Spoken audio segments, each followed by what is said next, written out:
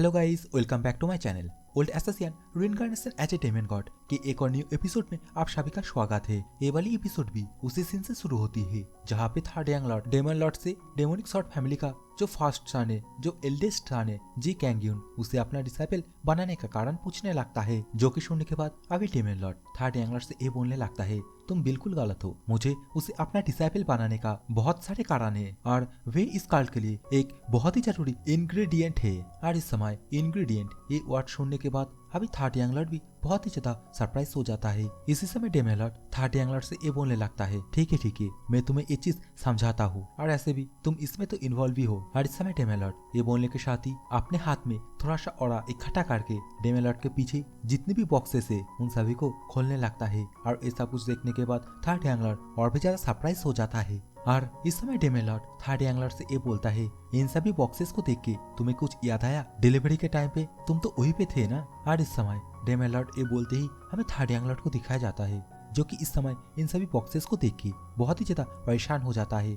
Third young Lord के चेहरे से पसीना टपकने लगता है और अपने मन में इस समय थर्ड यंग लॉर्ड बोलने लगता है, ये बॉक्स जब मैं कार से बाहर गया था डिलीवरी स्क्वाड के साथ, तब मैंने इन सभी बॉक्सेस को देखा जो कि माड़ा फेस्टिवल के लिए वो बाहर से लेके आया था। और क्या डेमन लॉर्ड मेरे बारे में पहले से सब कुछ जानता है? इस समय हमें डिब्बे के अंदर बहुत सारे हर्ब को दिखाया जाता है और इन हर्ब के बारे में बताते हुए डेमन लॉर्ड इस समय अपना प्लान थर्ड यंग लॉर्ड के सामने रिवील करता है और बोलता है, डेमोनिक सॉर्ट फैमिली का जो फर्स्ट सन है जी कैंग्यून, वो मेरे लिए एक टेस्ट सब्जेक्ट के अलावा और कुछ नहीं है और मैं उसी के ऊपर ही इन सभी हर्ब को टेस्ट करूंगा। इस समय डेमन लॉर्ड के मुंह से ये सब कुछ सुनने के बाद हमें थर्ड यंग लॉर्ड को दिखाया जाता है, जो बहुत ही ज्यादा सरप्राइज हो जाता है और अपने मन में ही बोलता है, क्या टेस्ट? इस समय demon lord third young lord से और भी बोलने लगता है, अगर मैं उसके साथ एक्सपेरिमेंट में फेल हो गया तो मैं उसे बाहर फेंक दूंगा। और इस समय ये सुनने के बाद थर्ड यंग लॉर्ड इस समय डेमन लॉर्ड से ये पूछने लगता है, क्या आपको पहले से जी कैंग्यून के करतूतों के बारे में पता था और क्या इसलिए आप उसे अपना डिसाइपल के रूप में एक्सेप्ट करे हो? और ऐसा कुछ सुनने के बाद इस समय डेमन लॉर्ड ये रिप्ले में बोलता है, क्या डेमोनिक सॉर्ट फैमिली का हेड खुद ये नहीं चाहते थे कि मैं उसके ऊपर एक्सपेरिमेंट करूं?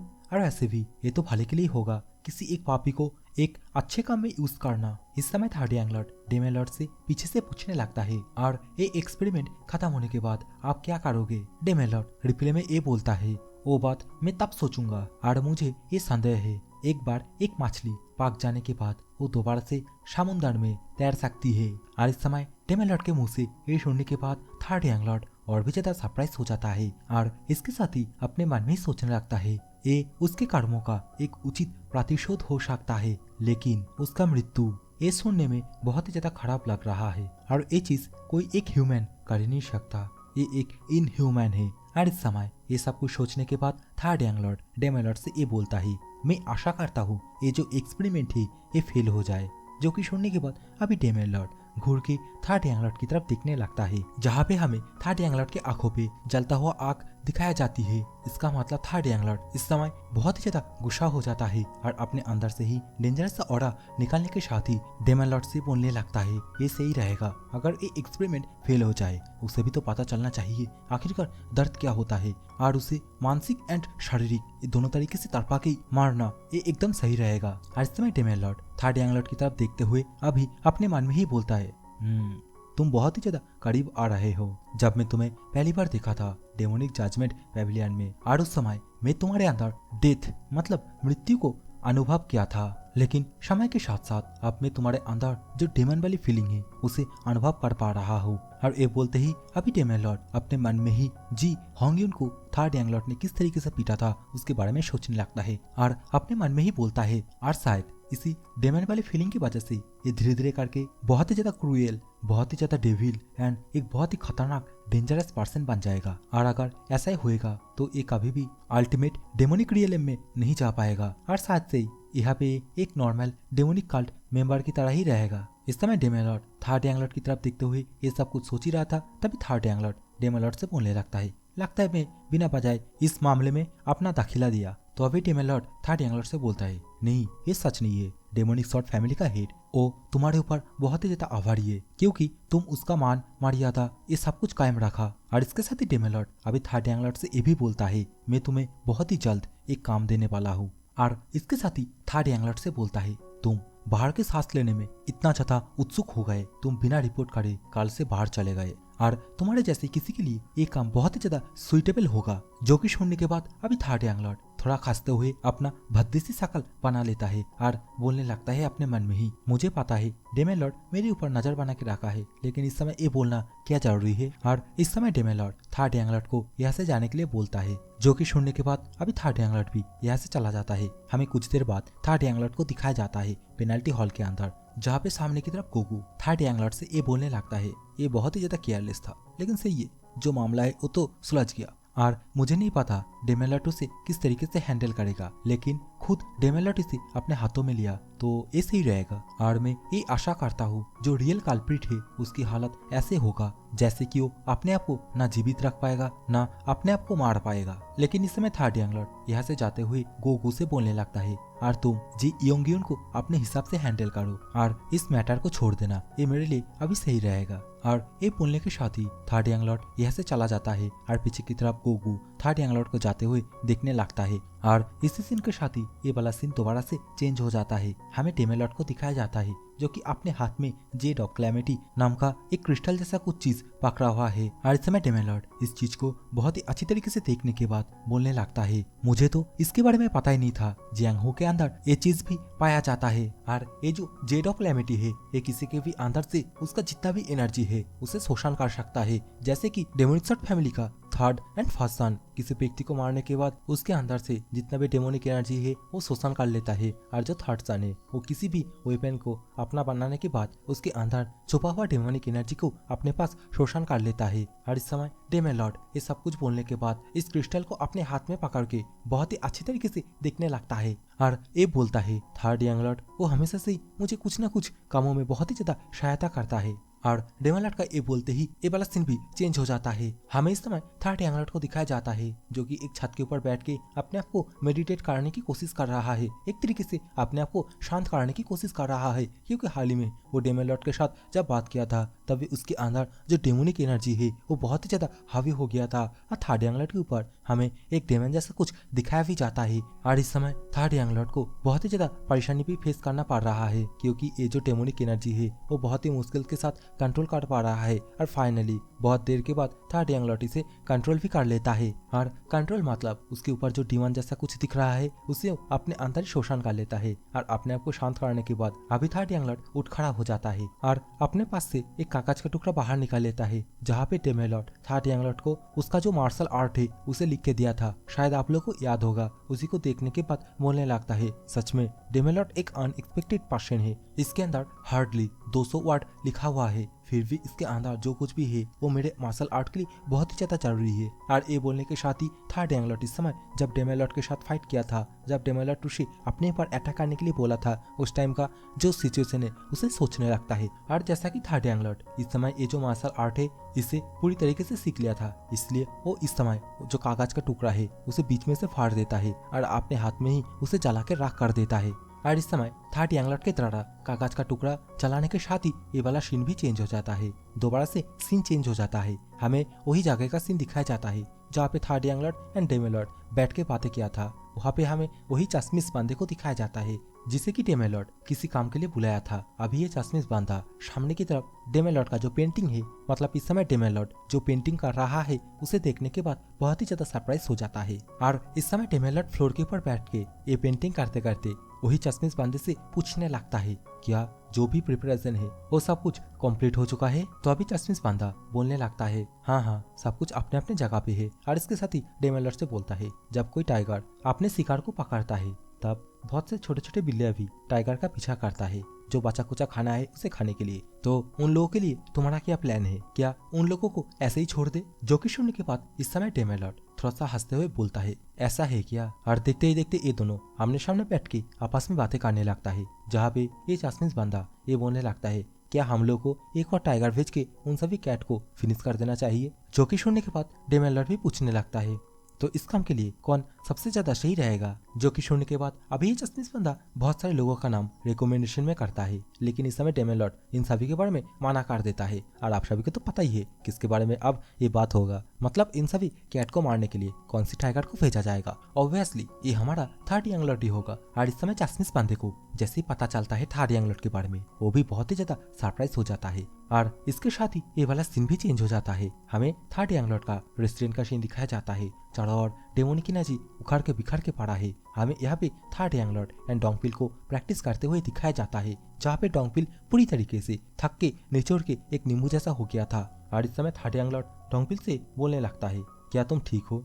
तुम दिन ब दिन अपने आप को बहुत ही ज्यादा इम्प्रूव कर रहे हो। जो कि सुनने के बाद इस समय डोंगपिल भी थर्ड यंग लॉर्ड को उसके बारे में तारीफ करने के लिए थैंक यू बोलता है। लेकिन इस समय थर्ड यंग लॉर्ड डोंगपिल की तरफ देखते हुए अपने मन में ही बोलता है, तुम वाकई में सब कुछ बहुत ही ज्यादा फास्ट सीख रहे हो। लेकिन इस समय डोंगपिल जो कि अपने आप को दोबारा से तैयार करते हुए अपने शॉट को कस के पकड़ लेता है और देखते ही देखते थर्ड यंग लॉर्ड की तरफ एक बहुत ही भयंकर अटैक कर देता है, मतलब एक शॉर्ट स्लैश मार देता है। और इस अटैक को देखने के बाद हमें थर्ड यंग लॉर्ड को दिखाया जाता है, जो कि बहुत ही ज्यादा परेशान हो जाता है, क्योंकि इतना खतरनाक अटैक डोंगपिल उसके ऊपर अचानक से जो कर दिया था। लेकिन जैसे थर्ड यंग लॉर्ड इस अटैक को अपने शॉट के द्वारा ब्लॉक करने लगता है, तभी थर्ड यंग लॉर्ड बोलने लगता है अपने मन में ही, अरे यार इसका अटैक कितना ज्यादा पावरफुल है और इसका ये स्लैश कितना ज्यादा हेवी है, और इसका ये नॉर्मल सा स्लैश 600 किलो के आसपास तो होगा ही। और ये बोलने के साथ ही जैसे थर्ड यंग लॉर्ड इस अटैक को नलिफाई करता है, तभी सामने की तरफ वो देख के और भी ज्यादा सरप्राइज हो जाता है,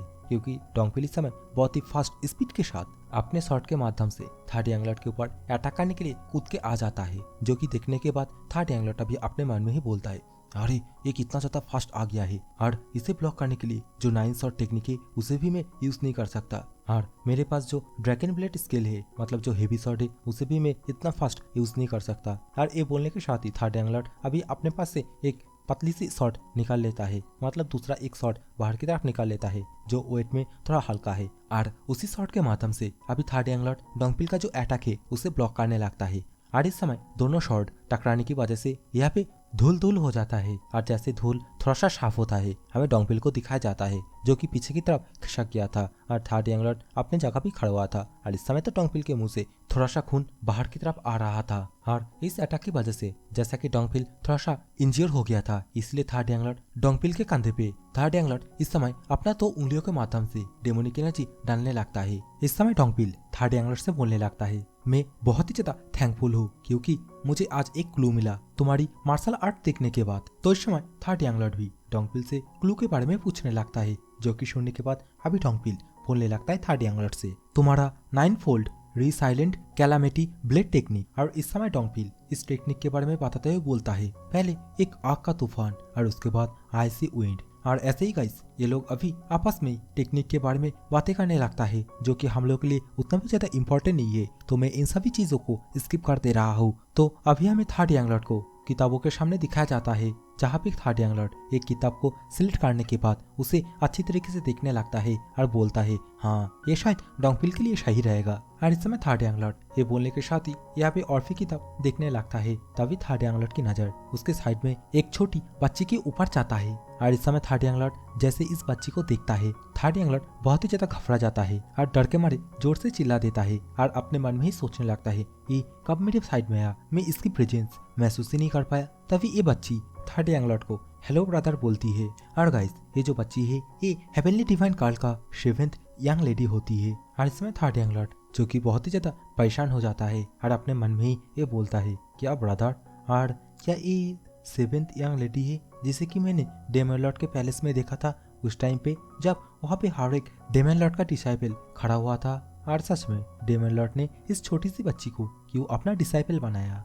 इस समय थर्ड यंग लॉर्ड ये सब कुछ सोच ही रहा था, तभी ये छोटी सी बच्ची थर्ड यंग लॉर्ड से बोलने लगती है, क्या मैं तुम्हारे घर पे जा सकती हूँ। जो कि सुनने के बाद इस समय थर्ड यंग लॉर्ड और भी ज्यादा परेशान हो जाता है और उससे बोलने लगता है, क्या।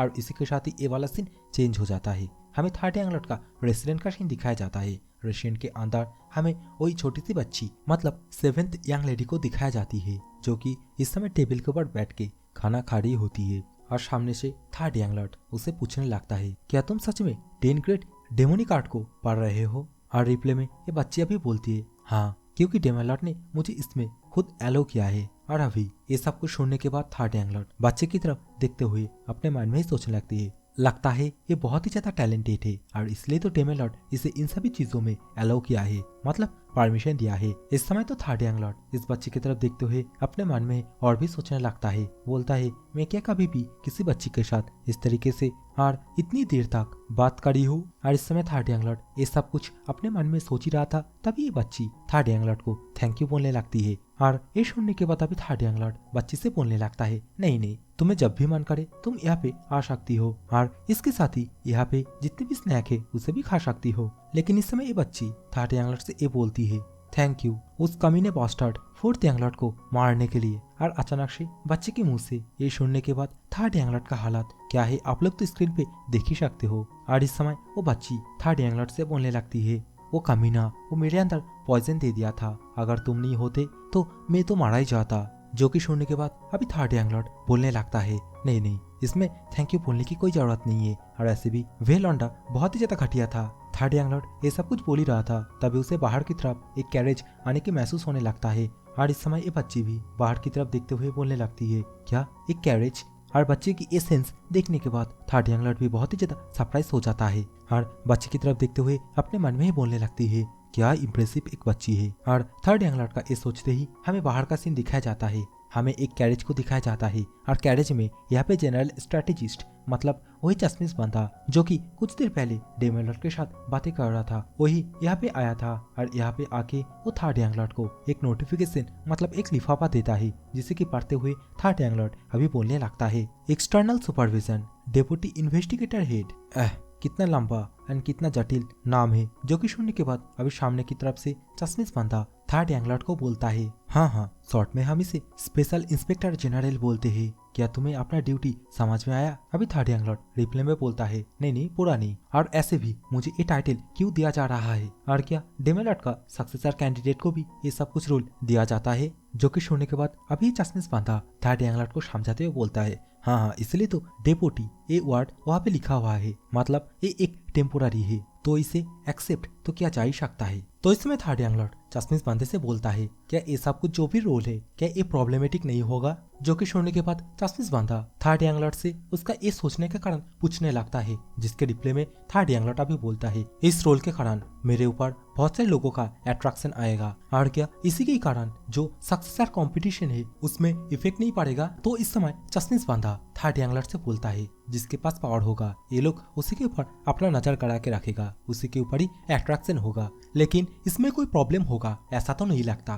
तो इसमें थर्ड यंग लॉर्ड उसे बोलता है, प्रॉब्लम मेरी क्लास की वजह से होगा, मतलब मैं थर्ड यंग लॉर्ड हूँ और मैं अगर इसमें दाखिला दूंगा तो उसमें प्रॉब्लम होगा। जो कि सुनने के बाद अभी चश्मिश बंदा थर्ड यंग लॉर्ड से बोलता है, हाँ मैं भी इसमें बहुत ही ज्यादा चिंतित हूँ, लेकिन हमें आपकी चिंताओं को हमारे सामने बाधा नहीं बनने देना चाहिए। जो कि सुनने के बाद अभी थर्ड यंग लॉर्ड उसकी तरफ देखते हुए अपने मन में ही बोलता है, चिंता मेरी पिछवाड़े पे। और इसके साथ ही चश्मिश बंदे से बोलने लगता है, लेकिन सब कुछ तो ठीक है, लेकिन मुझे ऐसा क्यों लग रहा है ये जो रोल होने वाला है ये बहुत ही ज्यादा प्रॉब्लमेटिक होने वाला है। जो कि सुनने के बाद अभी चश्मिश बंदा थर्ड यंग लॉर्ड से बोलता है, कौन जाने और तुम्हें ऐसा क्यों लग रहा है? जो कि सुनने के बाद इस समय थर्ड यंग लॉर्ड कागज की तरफ देखते हुए उसे ये बोलता है, इस समय तुम्हारे चेहरे का एक्सप्रेशन देख के ये मैं अंदाजा लगा रहा हूँ और इस समय मुझे ऐसा लग रहा है कि मैं तैनात हो गया हूँ। लेकिन इस समय ये चश्मिश बंदा थर्ड यंग लॉर्ड से बोलता है, इसमें मैं कुछ नहीं कर सकता क्योंकि डेमन लॉर्ड इसमें खुद अपना कमेंट किया है, मतलब ये सब डेमन लॉर्ड खुद चॉइस किया है। जो कि सुनने के बाद अभी थर्ड यंग लॉर्ड को डेमन लॉर्ड का कहे हुए बात याद आने लगता है, जहाँ पे डेमन लॉर्ड उसे बोला था, तुम बहुत ही जल्द मेरे पास से एक ऑर्डर पाओगे और ऐसे भी तुम बिना बताए कल से बाहर गए थे, लगता है बाहर का हवा तुम्हें बहुत ही ज्यादा पसंद है। और इस समय third young lord demon lord का ये बात सोचने के साथ ही जनरल स्ट्रेटेजिस्ट मतलब वही चश्मिश बंदा से पूछने लगता है, क्या इस काम के लिए मुझे बाहर भी जाना पड़ेगा? जो कि सुनने के बाद अभी ये चश्मिश बंदा थर्ड यंग लॉर्ड को हाँ में आंसर देता है। जो कि सुनने के बाद थर्ड यंग लॉर्ड बहुत ही ज्यादा खुश हो जाता है। थर्ड यंग लॉर्ड का एक्सप्रेशन आप लोग तो स्क्रीन पे देख ही सकते हो। और इस समय जनरल स्ट्रेटेजिस्ट जो कि अपने पास से एक और कागज निकाल लेता है और थर्ड यंग लॉर्ड को बोलता है, इसके अंदर तुम्हारा क्या क्या ऑर्डर है, मतलब तुम्हें वहाँ पे जाने के बाद क्या क्या काम करना पड़ेगा वो सब कुछ यहाँ पे लिखा हुआ है। लेकिन इस समय थर्ड यंग लॉर्ड उसके पास से बहुत ही फनी तरीके से कागज को छीन लेता है और बोलता है, सही मैं इसे जल्दी से याद कर लूंगा। और इसके साथ ही हमें कुछ देर बाद का सीन दिखाया जाता है, जहाँ पे वही चश्मिश बांधा मतलब जनरल स्ट्रेटेजिस्ट कैरेज के माध्यम से यहाँ से जाने लगता है और कैरेज के खिड़की से अपना सिर बाहर की तरफ करके थर्ड यंग लॉर्ड से बोलने लगता है, थर्ड यंग लॉर्ड मैं शायद तुम्हें अभी और देख नहीं पाऊंगा, लेकिन वहाँ पे जाके तुम अपना ख्याल रखना। जो कि सुनने के बाद अभी थर्ड यंग लॉर्ड उसे टाटा बाय बाय करते हुए बोलता है, नहीं नहीं तुम चिंता मत करो। और इसके साथ ही थर्ड यंग लॉर्ड का चेहरा आप तो देख ही सकते हो। इस समय बेचारा थर्ड यंग लॉर्ड खुशी के मारे बहुत ही ज्यादा भावुक हो जाता है। उसके एक आंखों से पानी भी टपकने लगता है और ये सब कुछ गोल्डी भी उसके कंधे पे बैठ के अच्छी तरीके से देख रहा है। इस समय third young lord tata bye bye कर ही रहा था, तभी साइड में वही सेवेंथ यंग लेडी आ जाती है और आते ही थर्ड यंग लॉर्ड को पुकारने लगती है। और इसे अभी तक यहाँ पे देख के थर्ड यंग लॉर्ड उसे पूछने लगता है, क्या तुम अभी भी यहाँ पे हो, घर नहीं गए? और थर्ड यंग लॉर्ड का ये बोलते ही ये वाला सीन चेंज हो जाता है। अभी हमें वही चश्मिश बांधे को दिखाया जाता है जो कि इस समय अपने हाथ में एक कागज को पकड़ के ये बोलने लगता है, demonic sword family and 1000 treasure gold family. ये लोग पूरी तरीके से साफ है, अब टाइम आ चुका है बाकियों को पकड़ने की। और ये बोलते ही ये वाला सीन भी यहाँ पे चेंज हो जाता है। हमें थर्ड यंग लॉर्ड को दिखाया जाता है जो कि समय सेवेंथ यंग लेडी को पकड़ के गोल गोल घुमाने लगता है। और ये सब कुछ देखने के बाद यहाँ पे अंगुआ भी आ जाती है और थर्ड यंग लॉर्ड को ये बोलने लगती है, थर्ड यंग लॉर्ड अब थोड़ा संभाल के।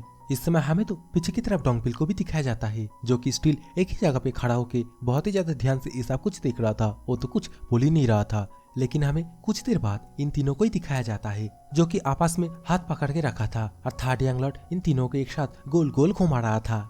इस समय हमें थर्ड यंग लॉर्ड को भी दिखाया जाता है जो कि थोड़ा बहुत खुश होने लगता है और इसके साथ ही आंगहुआ एंड डोंगपिल की तरफ देखते हुए अपने मन में ही बोलता है, जब मैं यहाँ से एक बार चला जाऊंगा उसके बाद से मैं तुम लोगों को और नहीं देख पाऊंगा। और ये बोलने के साथ ही ये वाला सीन भी चेंज हो जाता है। नेक्स्ट डे पे हमें डोंगपिल को दिखाया जाता है जो कि इस समय अपना फुल पोटेंशियल यूज करने के लिए अपने हाथ में शॉट पकड़ के अपने शरीर के अंदर से बहुत सारे खतरनाक सा ऑरा निकालने लगता है और एक खतरनाक सा ऑरा ऊपर जाके एक बहुत ही भयंकर डेमोनिक फॉर्म क्रिएट करने लगता है। हमें इसी समय थर्ड यंग लॉर्ड को दिखाया जाता है जो कि यहाँ पे आ जाता है और पीछे से डोंगपिल को कॉन्ग्रेचुलेट करता है क्योंकि डोंगपिल इस समय अपना जो फुल पोटेंशियल है उसे यूज कर पा रहा है। इस समय थर्ड यंग लॉर्ड पीछे से ताली बजाते हुए डोंगपिल से और भी बोलने लगता है, तुम अपना ये जो पावर है ये हमेशा अच्छे कामों के लिए यूज करना और मुझे ये आशा है अगर मैं नहीं भी बोलूंगा फिर भी तुम अच्छे कामों के लिए ये पावर यूज करोगे। जो कि सुनने के बाद सामने से अभी डोंगपिल रिप्ले में बोलता है, थर्ड यंग लॉर्ड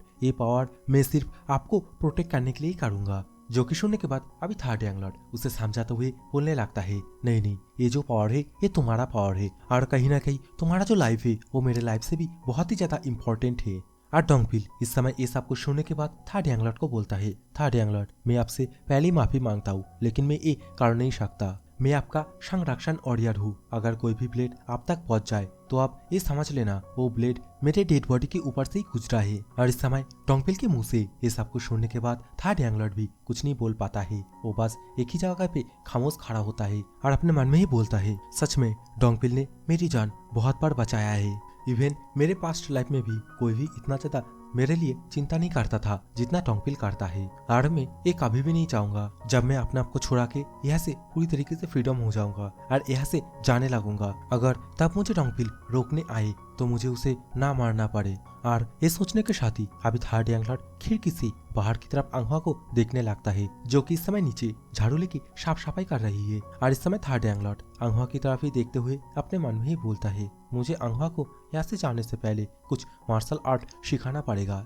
जिससे कि वो अपने आप को सुरक्षित कर पाए। और थर्ड यंग लॉर्ड का इस सोचने के साथ ही ये वाली वीडियो को भी यही पे खत्म करते हैं। और हाँ पता है गाइस वीडियो बहुत ही ज्यादा छोटी है क्योंकि मेरा तबीयत बहुत ही ज्यादा खराब है, एकदम थोड़ा सा भी ताकत नहीं है वीडियो बनाने के लिए। इस समय मेरा तबीयत इतना ज्यादा खराब है, उसके साथ ही गला भी इतना ज्यादा खराब है, जितने भी बार मैं वॉइस ओवर देने बैठता हूँ वॉइस ओवर के बीच में बस खांसी और खांसी हो रही है। तो आप लोग समझ ही सकते होंगे कितने मुश्किल से आप लोगों के लिए वीडियो अपलोड कर रहा हूँ। और powerful magician is a safe वो वाली वीडियो भी शाम को आ जाएगी, तो ये वाले वीडियो को एक लाइक करके जाना, जो भी चैनल पे नहीं हो चैनल को सब्सक्राइब करके जाना। So take care, bye bye, love you all.